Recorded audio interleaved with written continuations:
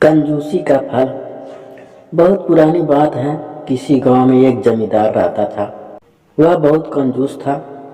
वह अपने खेत जोतने के काम में जिसे रखता वह कुछ समय बाद ही काम छोड़कर भाग जाता था, क्योंकि जमीन जोतना, बीज बोना, पानी देना, इन सब कामों के लिए वह केवल खाने भर को ही देता था। फसल कट जाने पर वह खाने को भी नहीं देता था। इस जमींदार की कंजूसी के बारे में सारे गांव में चर्चा थी। एक समय ऐसा आया कि उसे खेतों पर काम करने के लिए आदमी मिलना मुश्किल हो गए। वह जिसे भी काम पर रखने की कोशिश करता वही दुगने पैसे मांगता। उसी गांव में श्याम नामक एक बुद्धिमान लड़का रहता था। उसने जब उस कंजूस जमींदार के बारे में सुना तो उसने उसे सबक सिखाने की सोची। वह एक आदमी को साथ लेकर जमींदार के पास पहुंचा। जमींदार ने उन्हें बैठने को कहा और उनसे आने का कारण पूछा। श्याम ने बताया कि वह उसके खेतों पर काम करना चाहता है। इस पर जमींदार बोला, तुम्हें पूरे साल काम करना पड़ेगा।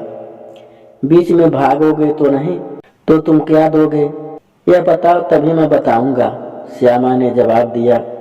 जमींदार बोला, यह बात तो तुम्हारा काम देखकर ही तय करूंगा। अगर तुम अच्छा काम करोगे तो साल में 12 किलो चावल दूंगा, अगर नहीं तो 9-10 किलो ही दूंगा। कपड़े लत्ते भी मिलेंगे। उसकी बात सुनकर श्याम बोला, अब आप मेरी भी शर्त सुन ले। मुझे मालूम है कि आप मजदूरों को कम खाना तथा कम मजदूरी देते हैं, इससे वे काम छोड़कर भाग जाते हैं। आप साल में मुझे एक बीज धान का देना, जिसे मैं नीची जमीन में खुद लगाऊंगा। एक बीज गेहूं का देना, जिसे मैं ऊंची जमीन में लगाऊंगा। पहनने को कपड़े देना। प्रतिदिन एक पत्तल चावल खाने को देना। एक पत्तल से अधिक नहीं मांगूंगा। इसके बाद अगर मैं दम भर काम ना करूं तो मेरा हाथ काट लेना। तुम शर्त के विरुद्ध काम करोगे तो मैं तुम्हारा हाथ काट दूंगा। बोलो, मंजूर है? जमींदार को भला इसमें क्या आपत्ति हो सकती है। उसने उसकी शर्त मान ली। श्याम ने मजदूरी करना शुरू कर दी। जब वह खाना लेने के लिए हाजिर हुआ तो एक लंबा चौड़ा केले का पत्ता लेकर हाजिर हुआ। जमींदार ने जब केले का पत्ता देखा तो वह गुस्से में लाल होकर बोला, तुम केले के पत्ते में चावल खाओगे, समझ क्या रखा है?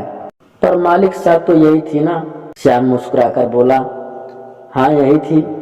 जमींदार ने झुंझुलाकर उत्तर दिया। विवश होकर उसे केले के पत्ते में चावल देने पड़े।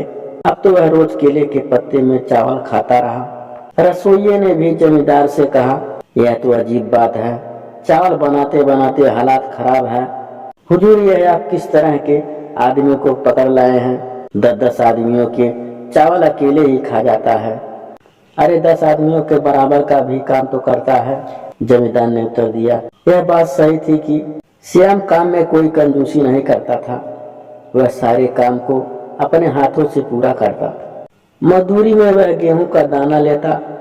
उसने मालिक से कहा, मालिक, मैंने उस गोबर के ढेर में गेहूं बो दिया है। धान का बीज उसने नीची जमीन में बो दिया। गेहूं के पौधे में अनेक दाने निकले। उसी प्रकार धान के पौधे में भी अनेक दाने निकले। श्याम ने उन सभी को बीज के रूप में रख छोड़ा। दूसरे साल भी धान में गेहूं के खूब पौधे हुए। इसके अलावा उसे मजदूरी के रूप में एक एक बीज अलग से मिला।